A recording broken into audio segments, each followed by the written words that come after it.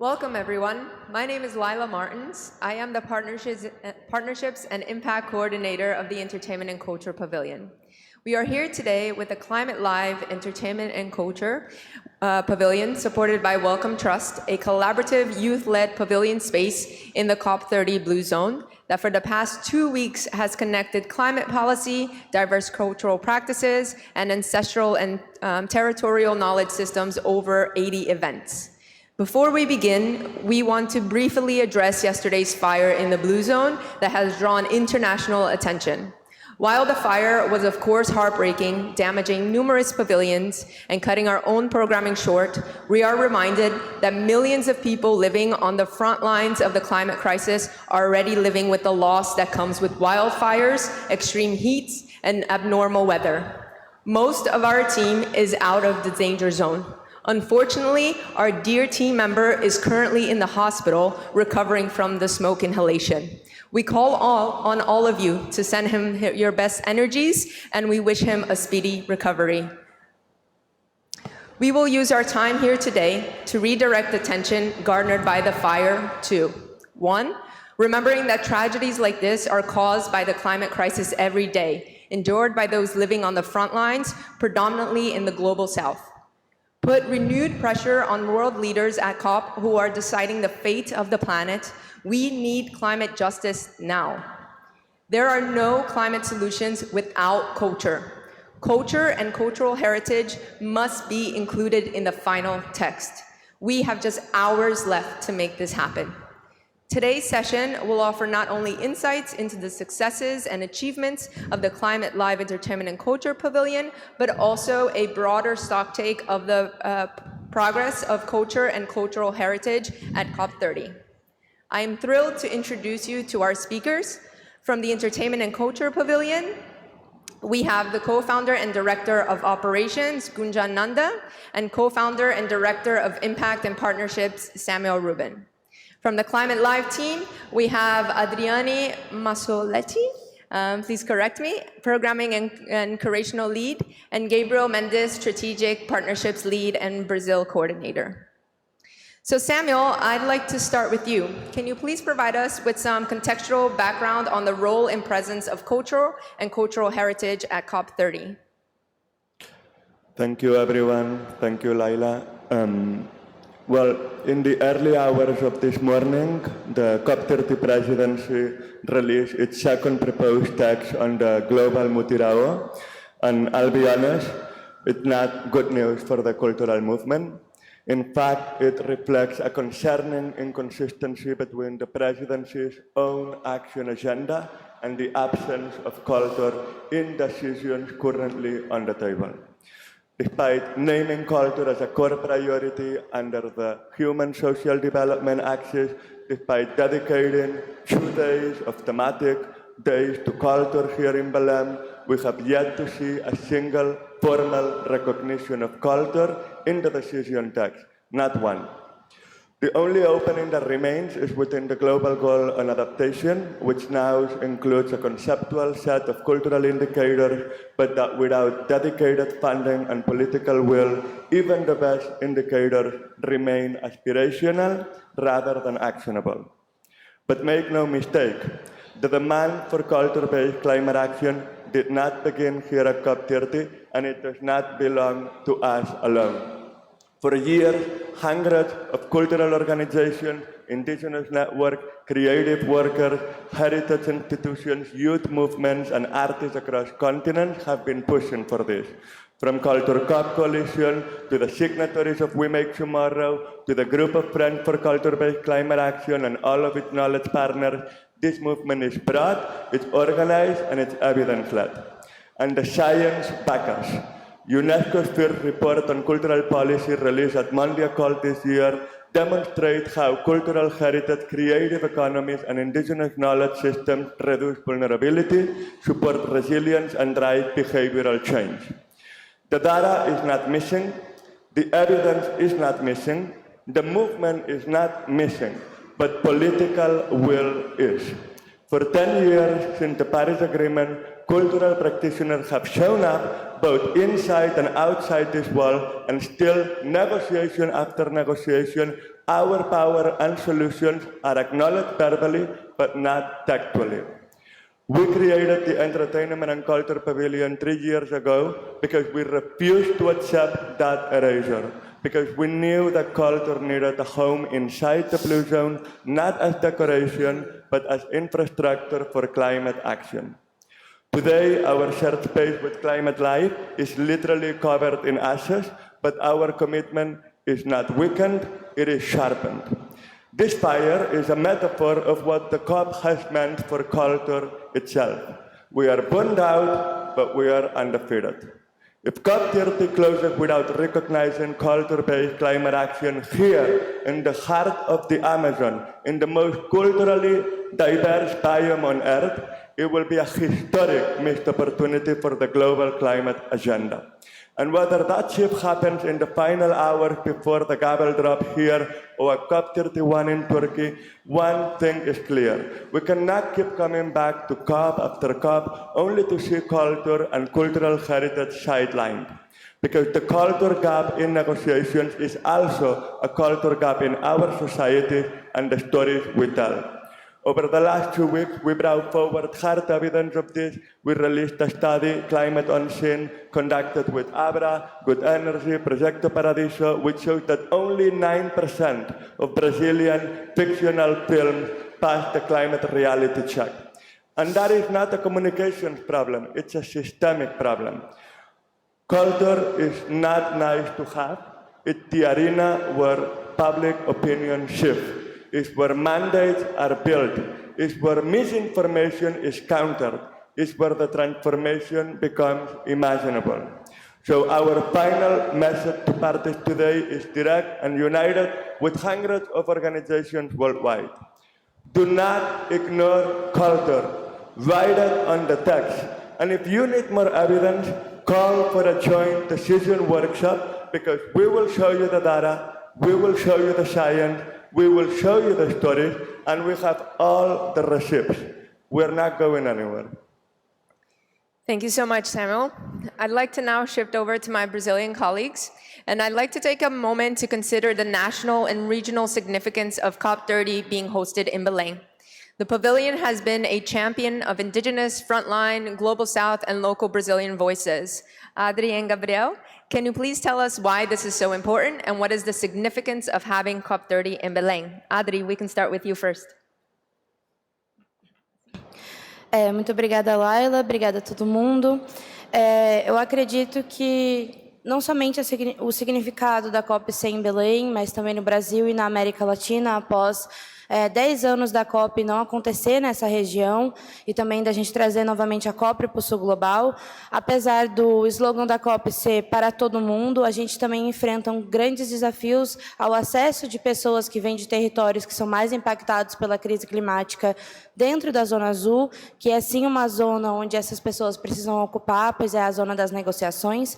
E o nosso pavilhão dentro desse espaço da Zona Azul foi onde clima e cultura era uma união, mas principalmente o nosso esforço principal foi de trazer pessoas desses territórios que não somente são os mais impactados, mas são os que mais têm soluções para a crise climática e são quem mais deveriam ter suas vozes amplificadas, que mais deveriam estar falando sobre as suas próprias culturas, que já são culturas de adaptação climática que devemos seguir e que criam e recriam soluções que o mundo inteiro deve escutar. Então, o nosso pavilhão ele foi esse espaço onde colocamos essas vozes e colocamos não somente os problemas, mas as nossas soluções.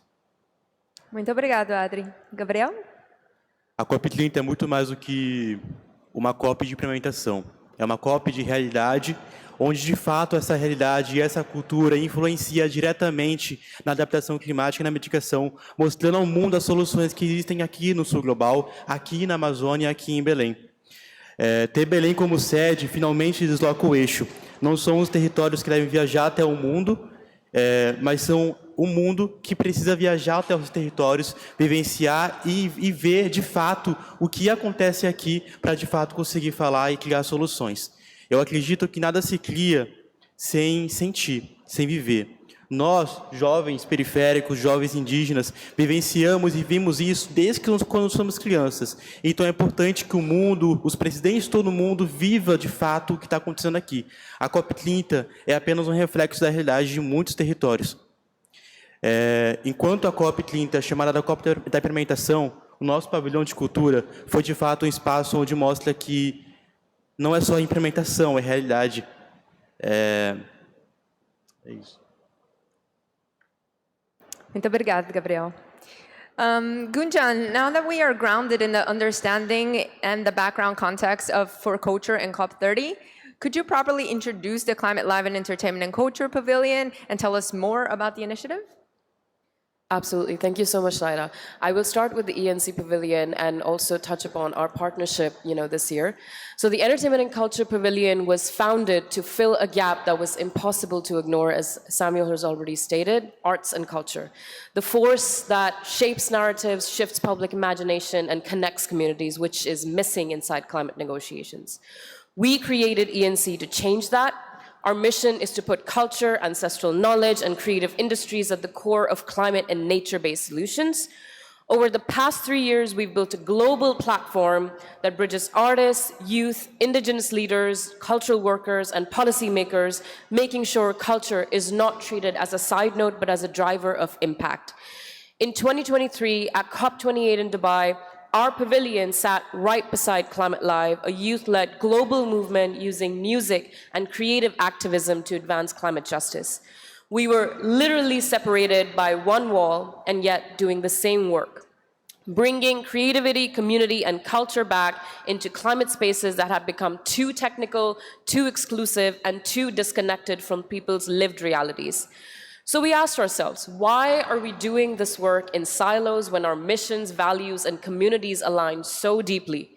And that is the reality of a lot of the organizations and institutions right now doing the work. That moment became the foundation of this joint pavilion, a partnership rooted in radical collaboration, resource sharing, and a commitment to make cultural access real for the global majority and not just symbolic. Here at COP30, that collaboration has grown into a 100 square meter cultural hub in the Blue Zone over the past few weeks, a space filled with live music, multimedia art, beautiful galleries, ancestral knowledge, screenings, dialogues, workshops, and intergenerational voices from all over the world. Across the last 2 weeks, we've hosted over 80 events spanning climate storytelling, intersectional artivism, creative economy, behavioral change, and social impact entertainment, amongst other themes. We built this pavilion because culture belongs at the center of climate negotiations, not outside the gates. Thank you so much, Gunjan. So Adri, we just heard that the Climate Live and Entertainment and Culture Pavilion has been a vibrant hub for activity at COP30. What are some of the key highlights of the pavilion's success? Our pavilion has been a space of joy, hope, cultural expression and exchange, dialogue and discourse. The pavilion has been proud to host indigenous, frontline, and global majority voices, providing a much-needed space of radical conversations, lived experience, and diverse cultural expression. Some of the most special and impactful moments have included live music performances from Bebé, Taline Carajá, Jalu, and 2 live recordings from Giovanna Nader with Janja Lula and Margarete Menezes, the culture minister. We have been privileged enough to be joined by cultural leaders in the climate space, including Helena Gualinga, Leo Cerda, and many other indigenous leaderships and climate activist defenders. We have also received incredible support from the presidency and host country. Some of them that joined us, for example, were Marcia Lopes, the women minister, Ursula Vidal, the secretary of Pará, and many others. And this was not only to bring indigenous voices and frontline voices, but also policymakers to hear from them and to, together with us, create the policies that we want for the future and for now. Thank you so much, Adri. Sam, back to you. I'd like to get a better sense of how creating this much-needed space in the Blue Zone was actually possible.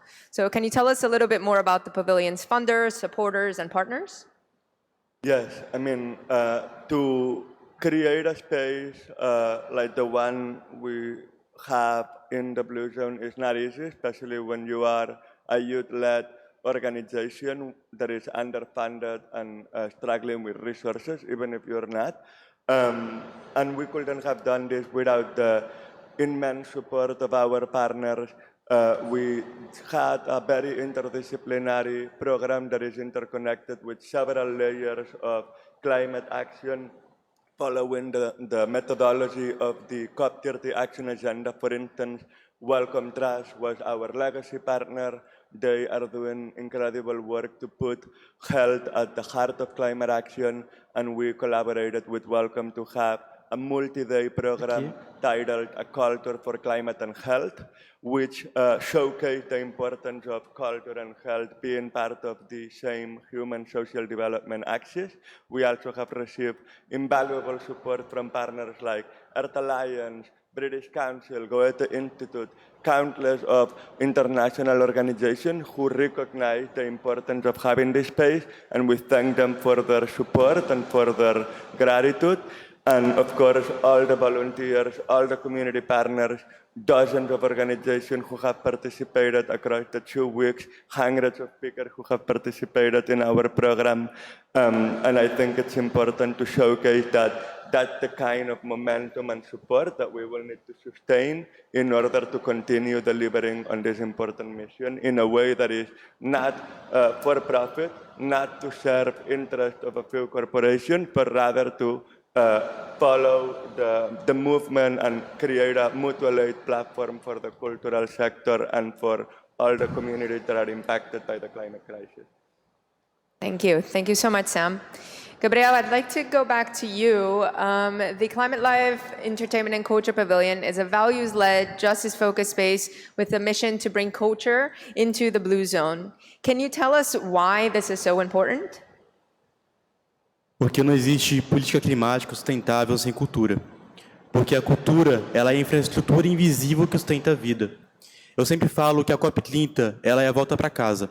E é importante pensar como a Rio 92, que aconteceu em 1992, que de fato influenciou a necessidade de construir uma COP, a cultura do Brasil influenciou diretamente a necessidade de fazer uma COP.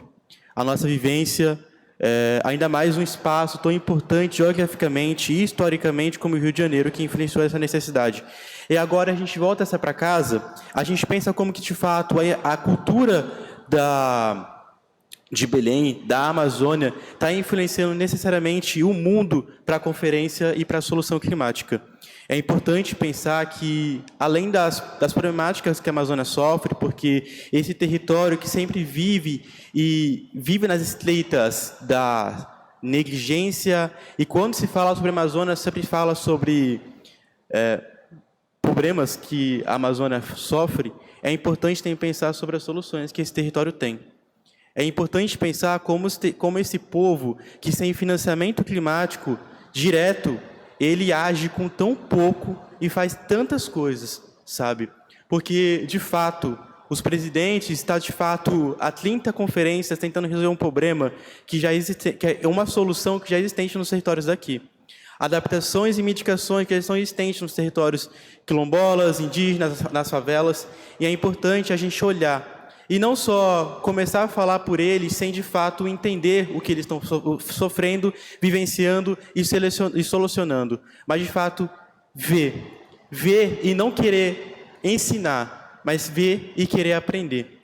A COP é um espaço onde acaba, mas será que os presidentes, que o mundo, de fato, olhou para esse território com o olhar de aprender?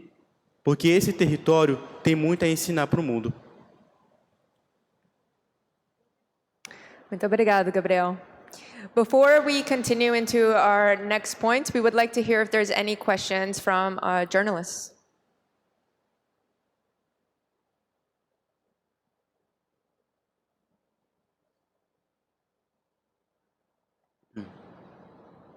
Okay. So we will continue, and if there's any questions, we are happy to answer it on the way out. So, Sam and Gunjan, despite the setbacks in the negotiation rooms, we have a community of civil society organizations dedicated to driving culture-based climate action. As this movement continues to strengthen, what are the key milestones we can work towards for the future? Well, absolutely.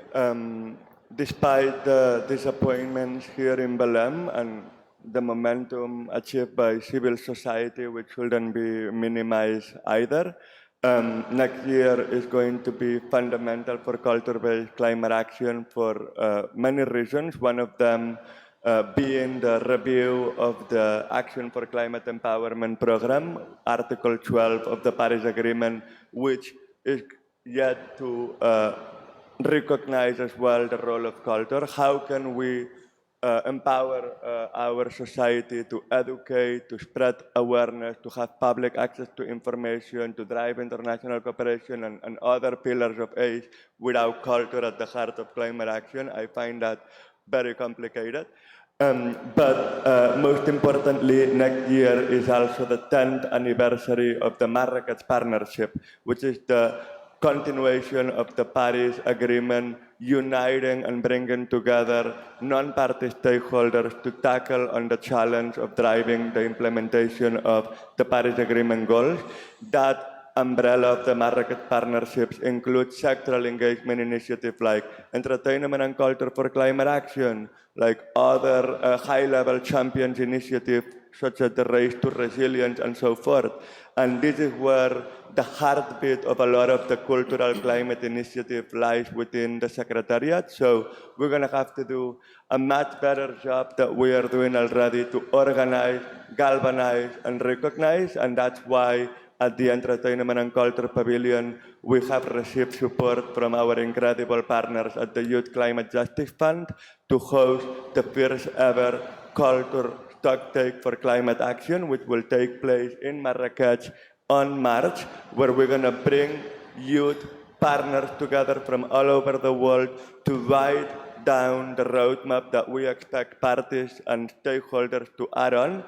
Very inspired by other recent successes, like for instance, the Global Youth Statement that Yango has excellently led, by seeing the incredible power of youth leaders like Marcelo Oliveira, our COP30 youth climate champion, who has done an incredible job and has tried as much hard as she could to put culture in the text as well. So we're going to bring our partners and community in Marrakech in March, and our hope is that the outcoming text that we're going to have is going to be brought to Bonn in June 2026, and it's going to be a blueprint, a roadmap to support the next stage of ACE, to support the next stage of the Marrakech Partnership, to also galvanize constituencies like ECOS, education, climate outreach stakeholders, and of course, to see further avenues for how adaptation, mitigation, climate finances, and all the different layers of phasing out fossil fuels can tackle and recognize the role of culture. Perfect. Thank you so much. Gunjan, is there something you'd like to add to that? Yes, absolutely. And thank you, Sam, for what you shared. And building on what you said, I just want to speak about the next step for us and for this movement. As I did mention, over the last 2 weeks, we have witnessed something extraordinary. You know, all creators of all kinds, artists, indigenous leaders, cultural workers, youth organizers, all aligned in saying that culture is not peripheral in any way. It is essential to how we implement it. And I will put my other hat on for a bit and say this is exactly what the campaign that I'm coordinating and managing, We Make Tomorrow, which is a global call and mobilization that ENC is also a founding partner of, has been working to demonstrate. This campaign and global call represents 1.5 million voices currently, putting culture at the heart of climate action, more than 80 countries represented, 35 plus champions, and 4 global ambassadors. And this momentum is evidence that culture is already delivering climate solutions at scale. What you need to understand is this is the most important policy window we have. If culture is not in the global stocktake text, the second one, then culture is not in the implementation framework. That will guide climate action from now until 2035. GST2 is where parties will formally define how the world adapts, implements, communicates, and evaluates climate. And without culture in that mandate, we will keep repeating the same implementation failures. We Make Tomorrow is building the evidence, the community, and the political will to change that.